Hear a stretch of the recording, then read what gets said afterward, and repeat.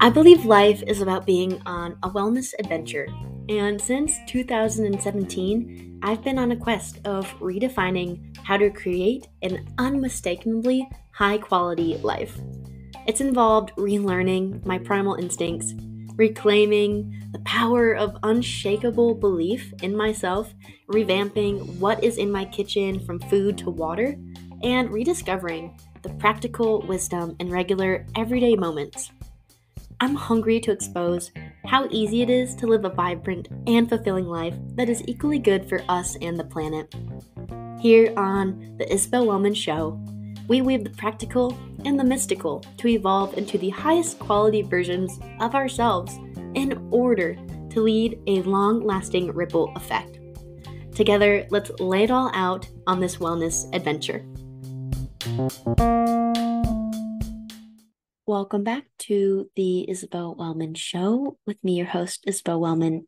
Today, I am presenting a mashup of small and intricate ideas that correspond with what is currently flowing through my own life, things that I'm digesting, that are on my mind, and hopefully you find comfort and prosperity, the two themes that I am focusing on today from the two archangel cards that I pulled from an oracle deck my mother gave me as I am about to travel to go see her for the first time in a couple of years. And this Capricorn New Moon energy. I have not been talking very much astrology in the past few months. It has felt very good for me to let go of that a little bit and not be so hyper focused or obsessed with it. I love the tool. I still very much use it for myself. And that was a big part of me coming back into who I am continuing to evolve into and who I'm claiming myself to be. To abandon ourselves and what we identify with, what we think we know, that we actually don't know, what we believe we're masters at, or that we have a particular touch or sense or way of presenting or understanding or interpreting or sharing about, is a very brave and radically revolutionary thing to do for ourselves and our own personal growth. Personal growth is the name of the game around here, as y'all know. And that is the other theme that we're going to be chatting about. So, what's going on? First and foremost, I invite you to take a deep breath and settle into the moment wherever you are at in your life and in your body and in your feelings and in your mind. And continue to take very deep inhales through your nose. Pause at the top whenever you feel like you've inhaled your capacity. And when you're ready, exhale out of the mouth for as long as you can, or at least 1 second longer than your inhale. I encourage that you begin to practice breathing slower, perhaps breathing less in a full minute.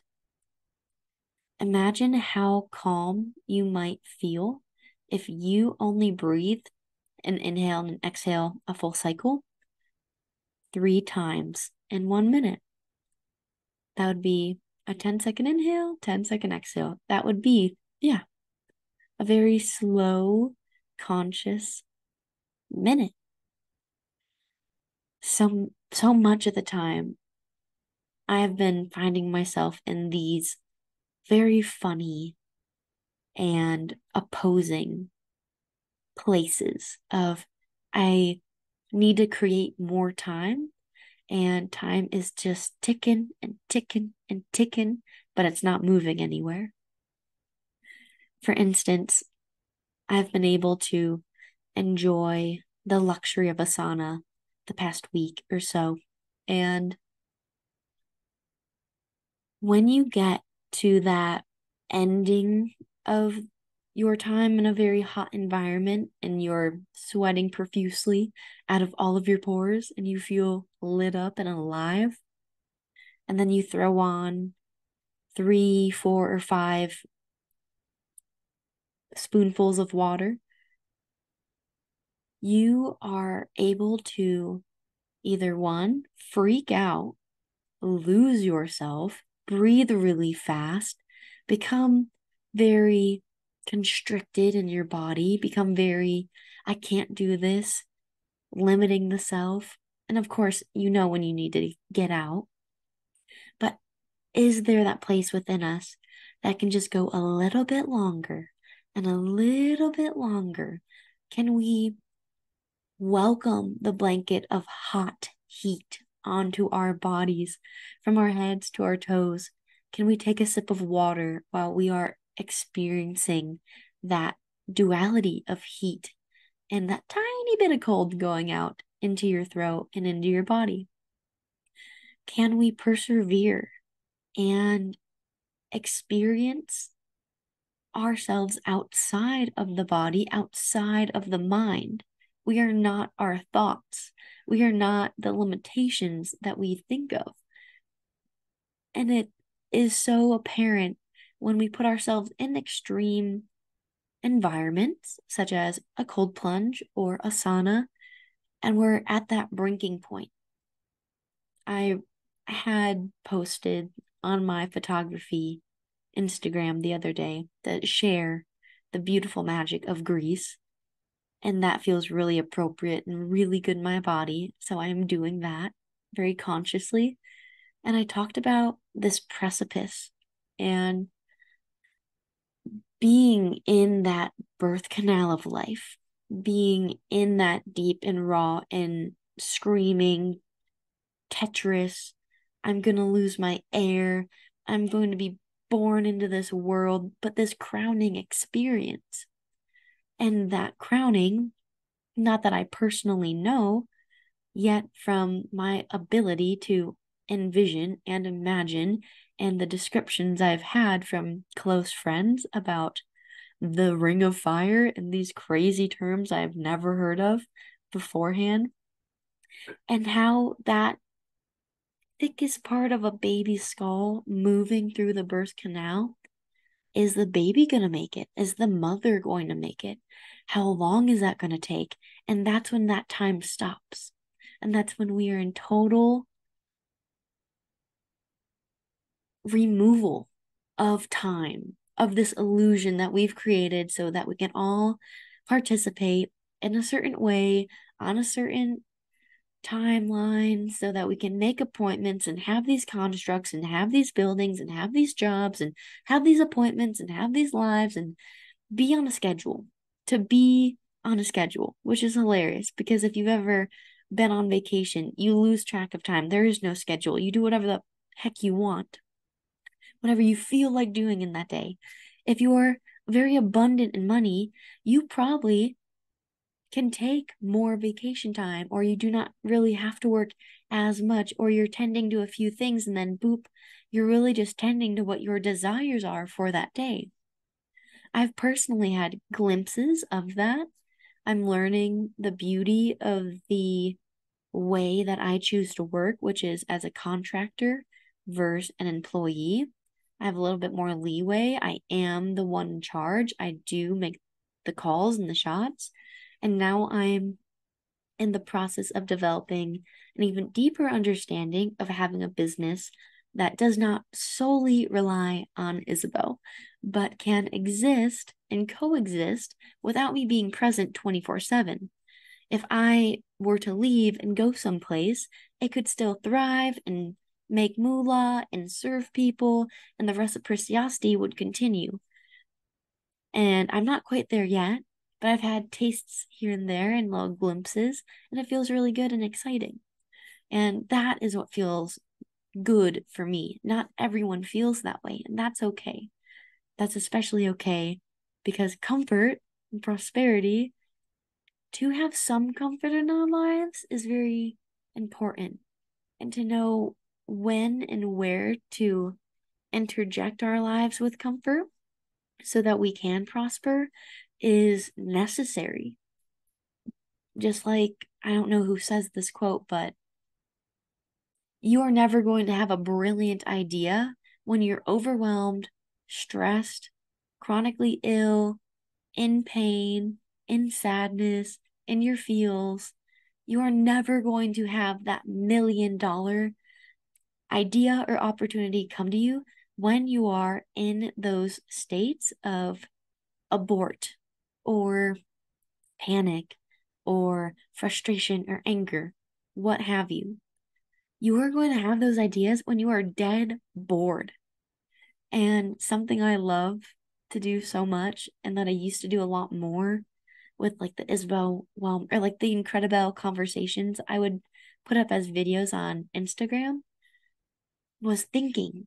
I gave myself, and I had time to think. I had hours to go to the gym and then get a coffee and then eat a sandwich and then go to the beach with the dogs and think and think. And thinking is such a beautiful tool when we are centered. I think we miss that mark a lot as human beings. And especially right now, there's not a lot of air in the sky for a hot minute, like a month. So we might default to creating panic or creating disruption in our life or creating like miscommunication or not properly tending to things, having hiccups, local, very communal, conversational, friendship, relationship events come up. I don't want to say issues because it doesn't have to be an issue. It could be a really beautiful thing that appears or comes up for you. It could be rebranding your podcast, for Christ's sake. And that's a fucking amazing thing to do. That's really exciting and fun and like, ripping free of that old meat suit I was in. I'm in this banging bod and I'm human and all my functions act as one in my body. That's one body. And I'm not just this chronic thing that lives inside me right now, because I can overcome that if I allow myself to somatically go into my feelings, into the hate I've gathered and I've stored in my body, or the sadness or the grief, so forth and so on. And so having an outlet is really important. And maybe that's journaling, whatever that is. It's very important that we give ourselves time to be bored. And I think I've often had problems with this myself. There's a quote that I read so long ago by a yogi I really loved, and I still like her, but I don't craze over her anymore. And she's great. Never met her, but online she seems great, right? So great. But she had put up a quote that said, if you're bored, that means you're out of alignment with your purpose. And then for a very long time, I was attaching myself to this, oh my gosh, if I'm ever bored, I'm out of alignment. Oh my gosh, busy, busy, busy, busy, busy. Holy moly. What a horrible, destructive attachment to take on. How frightening. That makes me tired to think about. And so be bored, permission to be bored. Find that time to sit with a cup of tea or matcha or coffee, have your ritual, set your intention, watch the sun come up or enjoy it in the mid-morning, mid-rising, and sink into your body and check in, see where you're at. And then just think and contemplate. A book I recommend, I'm going to grab for everyone on YouTube, The Art of Contemplation by Richard Rudd, The Gentle Path to Wholeness and Prosperity. I wasn't going to pull this down, but this actually is very coincides with what we're doing. There's a quote in here that I have my journal. I'll read you this quote he has about the dragonfly, and it's Spiro ergo prospero. I breathe, therefore I prosper. And right now, more than ever, we have to remember that we are breathing entities. You are here, you are breathing, you are worthy of all that is.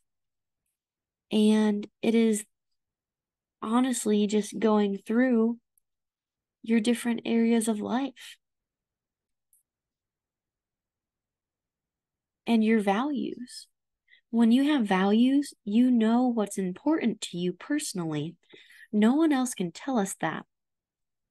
And that's a big part of this new moon energy that's already somewhat past. We're still within 10 degrees of the sun and the moon sitting next to each other, right? With Pluto in the mix. And that is a dramatic shift in our physical, personal, as in personality, persona, and emotional bodies. Sun, moon, Pluto. Pluto is that kind of change that you cannot even predict. It doesn't have to be horrible or traumatic. It can be, but perhaps you can reflect back on this last week, 2 weeks, and see what kind of energies have been floating around you. Has it been crazy? Have you felt really like a dog you're holding above water and you're just running, but you're not even in the water yet, but you're preparing to be in the water, and you're that chihuahua and you're running so hard, but you're not going anywhere? Maybe it's that energy. And that's a fabulous energy once in a while. But we have to remember to go back to the ground and be on the ground and remember how tiring it is to keep that up when we are actually running.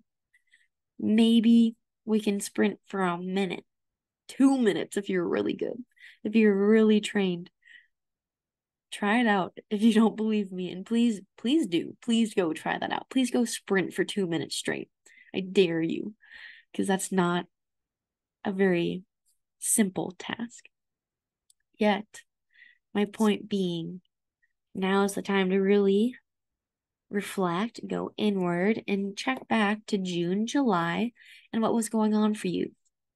And this is where I'm going to tie this all together, this prosperity, that quote by Richard Rudd, and your values, knowing what's important to you and where you're going, and that giving you comfort in your own life and who you are and where you're going. And I'm going to read a journal entry from the time we had one of the Capricorn full moons in June. We had two, one in June, one in July. And I won't read it all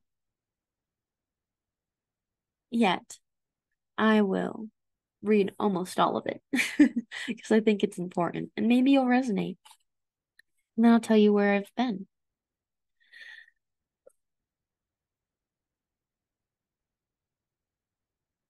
This past Saturday, we went to go pick up a new bicycle in the Oakland area. A great day. On the way there, we discussed and chatted about all things social media. Again, a recurring theme in my life at that point, June of 2023. And Dan had encouraged me to take a year off Instagram. What's the difference of a year and forever? In me, that feels constricting, tight, fearful, sad, reaching for familiarity. I've been feeling this pulling tug for quite a while, years. I was in good standing with Instagram in 2020, and after time in Alaska, it became my crutch and addiction. If I wish to move into 2024 and 2025 with clarity, I must harness my internal power. I seek and pedestal others far too often, and feedback from Danny is that I've become hooked on how someone else made their reality happen, and then I try to mimic it or recreate it or become obsessed with them. And that is actually true. That has been a timestamp addiction. Although this is 80% true, I didn't have the balls to admit that was 100% true, I guess, back then. It has helped me learn new skills and grow. True. I feel like in truly stopping or stepping into my professionalism the second half of 2023, I will be forced to go inward for the answer and continue to refine my ability to listen, trust my gut. Less time consuming, escaping, more time evolving and connecting without the fear of not being big enough. And then I make a very funny joke about how I am the sun because I am a double Leo. If I would give myself 100% permission to just do and not worry about the outcome, I would see how effortlessly I'm welcomed in and brought into the communities I desire by X, Y, and Z people. People I genuinely admire in this lifetime and hope to meet one day. I know this is the best decision for me because I cannot conform to anyone else. I must think and believe for myself and in myself. I must come to my own conclusions and revelations. I must prioritize genuine, real-life connections, and my corner expands as I channel my energy in the necessary spaces. I know it's the right decision because I feel hesitant, resistant, and afraid. I am strong, I'm powerful, and I'm resilient. I'm capable on my own and with others. I do not need a blueprint or curated path to my dreams. My feels pave the way for me. I love my bravery and knowing of what is unfolding with each step. With each choice, I mourn, I grieve, I let this fake online identity be gone. To new beginnings. XOBZE. I always sign off Belle Zena Elmer. Because who am I without my dogs? Just a fool. And where I'm at now is coincides heavily with what I wrote. I've been on Instagram here and there. I currently have it downloaded on my phone again. Yet I'm very strict with why I go on there, and if I go on there, I still need to have it deleted more than downloaded because an addict does not recover in half a year. That's just not true. Maybe, but not for this one. There's still that urge to go in, see what all the cool people are doing, all the cool kids. Oh, I want to be them. I want to do these things. I want to post these things. Blah, blah, blah. Calm down, girl. That's what I tell myself. And then I get off and boom. And that's been good. It's been very good for me to discipline myself and whoop, pull it back. Slap the wrist. And by being off of that site, I have been able to step more into my professionalism as a trainer and as a student. I'm currently in school. I am towards the end of my first year. It started in April and it went for the full year. I will be doing an in-person piece of work in San Diego come February. And it's really exciting to finally feel like I'm on a path that is so easy and effortless for me to be in and excel at and enjoy and share with other people. And this has all also tied into having comfort around knowing that I did choose a contractor type of job and I will have consistent clients and I'm going to have clients who show up for a couple of months and that's all they need and they can be on their merry way. Or I see them a time or two. Maybe it doesn't work out in the long haul. Maybe I write a program. All of it is an opportunity of growth, of learning where I can be better, how I can serve at a more genuine, deeper place, and letting myself be myself. That has been a very big practice. Each new client, I'm learning who do I want, like who am I and how do I present that authentic best side of me that is professional and fun and caring and likes to laugh and joke. And it's been a really fun experience. And it's only been 6 months. It's been fabulous. It's been extraordinary.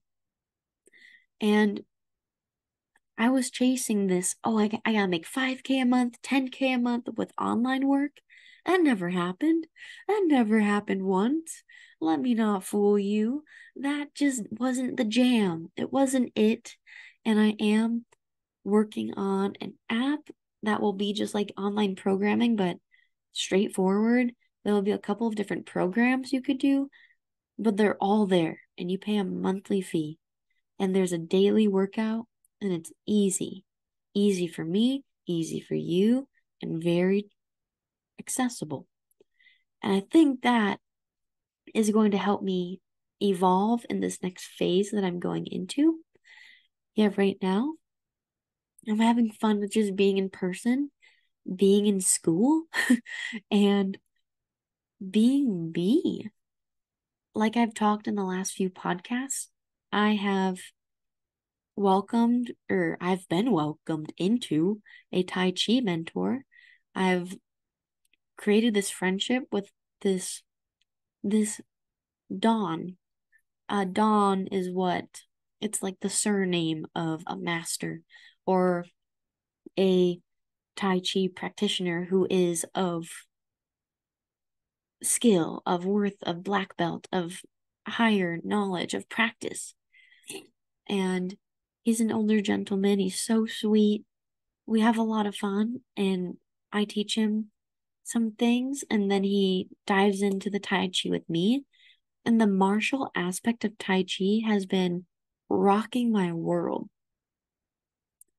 I accredit a lot of the confidence and the power and the shifting of my own energy in a positive way that I've been feeling because of these sessions I get to have with this human, with this amazing human. And to have the space to practice what it is to unleash that that power, that force, that directness that I all think we need to have a safe space to do so. My whole life I've been weightlifting since 11, 12, maybe sooner than that. I've been running before that. I've been playing soccer before that. I've just been active my whole life. And the training I've been putting myself through with the weightlifting, discipline, time, and athletics, not experimenting with drugs or much alcohol in high school. Drugs, no. Like once senior year. And that was crazy. And then I never told anyone that. I wouldn't tell anyone that. I lied to my own self. I was like, nope, I didn't smoke until I moved to Colorado. Smoked marijuana. Yeah. Different story for a different time. And then I had a few, 1, 2, or 3 big cahoots of drinking in high school, and that was about it. I didn't need too many of those experiences to know that I didn't need to go to a fancy university because that's a lot of what it was. And my own bad was believing that's all you were paying for was to go and drink a ton and hang out with people. It's like, I can just do that for free. But that was a wrong perception on my end. School is a blessing. Learning is a blessing. Integrating is a blessing. Yet, I come back to this practice that I've had for so long. I am now 27. To give you reference, that's over 12, 15 years of weightlifting, people. It wasn't always pretty, but I learned, I taught myself, and I'm stronger now than I've ever been. And this martial aspect, this practice, this new method that I get to bring into my own body and learn how to defend myself, probably won't ever need to use it, but I have it. And that having it gives you a kind of upgrade to your energy that makes you walk taller and with your shoulders more back and with your chi right in the middle of your body. And it gives you a more tangible expression of how to actually call upon the energy within yourself and around you, your auric field, the magnetic field around that, the different layers of energy, and being able to feel it getting bigger and smaller with each practice of Tai Chi or Qigong or karate or Kung Fu, whatever the practice might be. Some of them don't have as much of that energetic side. A lot of schools, from what I've been learning, don't teach the energetic side. It's more for the health and benefits of Tai Chi, which are immense, and Harvard has done a book on it. There's a novel from Harvard saying how great it is for you. I was lent it. I have it in my car. And this has allowed me to hold myself so differently. And I've been getting to see where old parts of myself are trying to latch on, and that's okay because there's that crossover of the circles of comfort and who I was, and then the exciting thrill, the unknowing of who I'm becoming to be. And they're interlinked. And that's the best place to be, because if your old self and your new self are so far apart, you're probably going to go into hazard mode and heyday. But when they're closer together, you feel better about moving forward. And then you slowly let go of the old pieces as you take on new pieces. And then the new pieces become somewhat practice slash medium, practice slash old pieces. And then you bring in more new. And this is just the cycle. It's just a little by little, you're upgrading. If you can go all in, if you're that type of person, hell yeah. Most people aren't. So you're in the top 10% if that's you. And heck yeah, welcome aboard. If that's not you, that's okay. And that doesn't mean you're less than or you suck. No, that's not it. And that's victim. Learning this Tai Chi has taught me there's never a moment to be victim. And you have all of the control. I could take on my mentor who's 6'3" plus, and he lets me, of course. Like, he could overpower me, but for practice purposes, I am learning how to do things to ordinary people on the street who would not know how to respond to a escape move or a rotational move or some sort of wrist or shoulder or throat or knee kind of attack to get away. There's so many different ways to approach it, and I'm just really excited about it, y'all. I'm so excited about it. It's something I wish I would have had more of growing up, and I feel like if we had more schools that were based around Tai Chi, karate practices, and then academics, the necessary academics that aren't big white lies like history, then we would have a much powerful, secure, strong, capable, loving, humble, compassionate, and straightforward society. It's all about what we teach one another and what we teach the generations coming. So I invite you to reflect back. If you have a journal, even better. If you have something written down from the end of June, beginning of July, to see what was going on in your world and how it's unraveling and unfolding for you. And how are you going to keep fueling it? How are you going to keep feeding the fire? Now is that time to continue to feed the fire, to restoke it, to come at it from a new approach. That is also fun. That is also somewhat comfortable, but somewhat exciting. And I also want to speak to hesitancy real quick. hesitancy, resistance, or fear for a long time, since the 3rd grade, 4th grade. I've had, excuse me, I yawned. It's late. I'm almost done recording this. Yet, when I was a young elementary school child, I learned and became nearsighted, so I cannot see very well far away. And I've been changing my language about this. I've spoken about it very briefly on the podcast because I don't want to be seen as a complete nut. Yet I believe that over time, with practice, I can strengthen these little eyeballs to see further and to be able to go without my contacts and glasses one day, or at least decrease the intensity at which they're at, which I've been on a good streak of. Each doctor I've seen in the last 3 years, my prescription has gone down by a quarter at least, and that's a huge win in my book.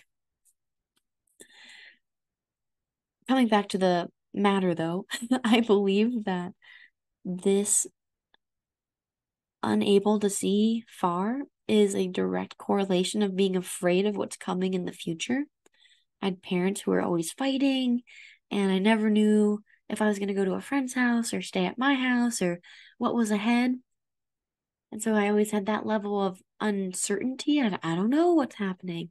And I played it cool because I got to play it cool for mom and dad. Make sure they know that I'm cool, we're cool. They don't have to fight because of me. I'm going to save the day, make everyone feel better. A horrible thing to take on as a child. And I innately, chronically, I suppose, became fearful of seeing in the future. I have a hesitancy. There has been a hesitancy, not anymore, since this realization this past summer. There was a lack of conviction in myself and where I was going and who I was. Of course, I had high times where I had all of that, and then low times where it really was low and various gone from my body. Yet it's always about coming back and coming back. Excuse me, I yawned again. Okay. I hope that was beneficial. I have one more quote that I wish to read, and then I'm going to read you the Archangel card descriptions, and then I'm going to sign off. So this was a quote from a book by Eric Jorgensen, and it's the Almanac of Naval Ravikant, A Guide to Wealth and Happiness. I'm currently listening to it on the Libby app. Highly recommend. It's a library app. You can listen to books for free. I do not get anything for telling you about that. Just go try it out if you can. All you need is a library card. And the quote is, "Tension is who you think you should be. Relaxation is who you are." And that is a Buddhist saying. And that really struck me deeply today. Tension is who you think you should be, and relaxation is who you are. I've had a meditation practice for a while where I get into the feeling of an event that hasn't happened, but I claim that identity and I claim the feelings associated with it. And I train myself to be in those modes and in that future essence instead of, and I detach from the old self and the old feelings that keep me where I am. They don't have to be negative feelings. They might be good, but they might not help me move onward, move forward in life to grow. So, this whole tension is who you think you should be. Oh, man, I wish I would have read that when I was in 2020 and I was pushing myself to do all this online stuff, but I had so much fear and I wasn't listening or having enough fun, and I wasn't getting a job because I was so afraid of being out in the world in Alaska alone. I had so many silly, silly things I limited myself with. I just had to be an entrepreneur, and I even had that all wrong. I'm listening to a different book, The E-Myth, where I'm upgrading my entire system of technician, manager, entrepreneur, and what that even means and looks like for me as an individual. Highly recommend if you enjoy business or have a business or want to start a business, or even if you don't, read it anyways. You're probably someone who has a job. Most of us have jobs, unless you are one of those few that have made it to that point where you are passively creating wealth. You have investments. Maybe you have someone who does the work and you do the home. Whatever it is, that's great. One day, baby, one day. And relaxation is who you are. Who are you when you are relaxed? This is that prosperity comes from comfort. Prosperity comes from being happy and having fun and doing things that make you happy and you enjoy, like being outside or going for a walk, reading a book in the afternoon because you fucking can. Taking a photo of yourself, painting, investing in some supplements, going to get a massage, going for a run, going weightlifting, going to roller skate, going to laser tag, whatever. But what is it that you do to have fun? We need fun. That is in your body of hormones. Hormones rule everything. And so many things out there disrupt our hormones. But if you do not produce oxytocin daily, you're not, that's the professor, master, Dumbledore hormone of your body. If that's not producing every day, we got problems. The rest of your hormones are not functioning at full capacity. Look into it. Please just look into that science real quick because you deserve to know. You deserve to know more about that. And I'm not here to be the one to share about that today. I'm going to share to you about the comfort card. And if you're on YouTube, this is it. A very beautiful archangel card. If you're also on YouTube, you see that I have these very silly orange glasses on to help me not take in all of these lights so much because it's 10:30 where I am at night. I'm usually sleeping, but I love you guys so much, and I love staying consistent with myself. So I'm getting it done. And then prosperity, this really beautiful cornucopia. All right, here they are. So comfort. I'm with you in your time of need, helping your heart to heal. The additional message. Even the strongest person experiences upsetting situations, and there's no shame in taking time to heal your heart. This is a good time for quiet reflection upon your true feelings. Write them down in a private journal and then call upon me, Archangel Azrael, to bring comfort to your heart and mind. I can help you sleep better at night and put your mind at ease. And then that is to reinforce that no matter what dramatic shift may be going on in your life, or someone you've lost, or a part of yourself that you are saying goodbye to,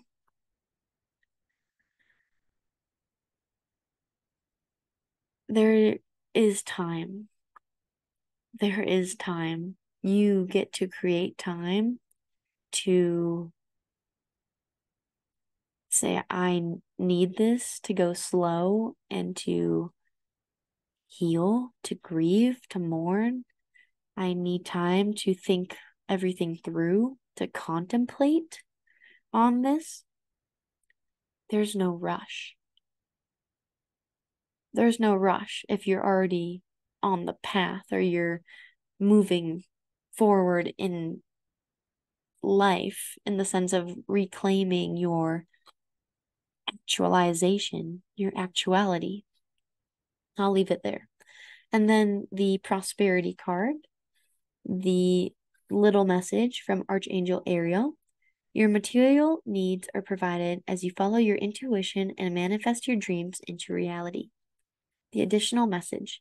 I'm pouring a Capricornia of prosperity upon you and your life, and ask that you open your arms to receive.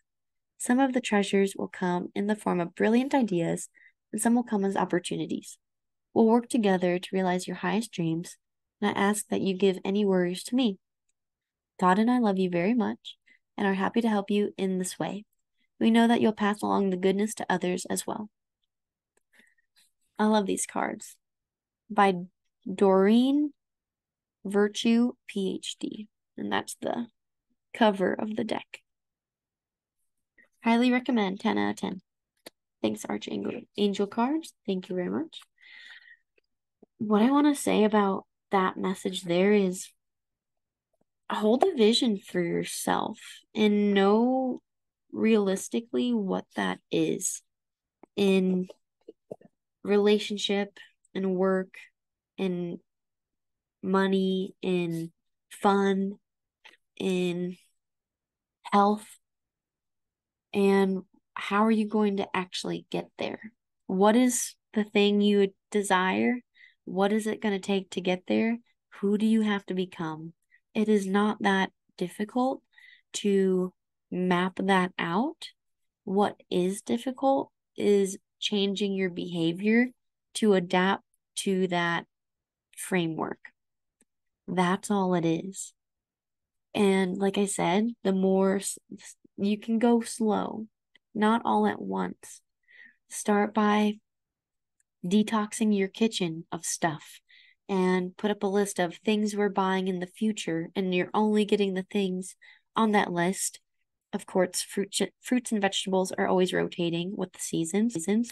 But if you're buying things for the pantry and the cupboard, you're buying limited things that are full of BPAs in the cans, or they have artificial colors and flavors and natural flavor. I really hope you all know natural flavor is one solid cover up for over like 50 different ingredients that they can just slide on into the food and just say natural flavor with it. Isn't that fun? Isn't that great? Well, that's a topic for a different day as well.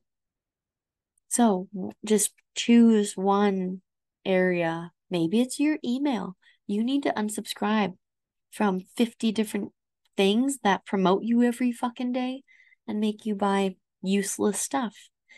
Perhaps it is changing filters on your Instagram if you're using filters anymore. Maybe it's updating a website. Maybe it's paying someone to be your assistant. Maybe it's really dedicating 2 days to yourself. And then if one slips, that's fine. You at least get one solid day, but you have to have that if you're a 24-hour, 24/7 workaholic. That's just not flying these days. That's not comfortable. That's not fun. And I don't think that's where real prosperity comes from. The more fun I have in the last 6 months, this is the most consistent money I've made since working for someone. And it feels really good because it's for myself. And it's like, I'm an adult. I get to do these things, and I can. So enjoy. I highly, highly encourage you talk to someone you care about or you trust and feel safe with. You get everything out from your mind before you do it on paper. You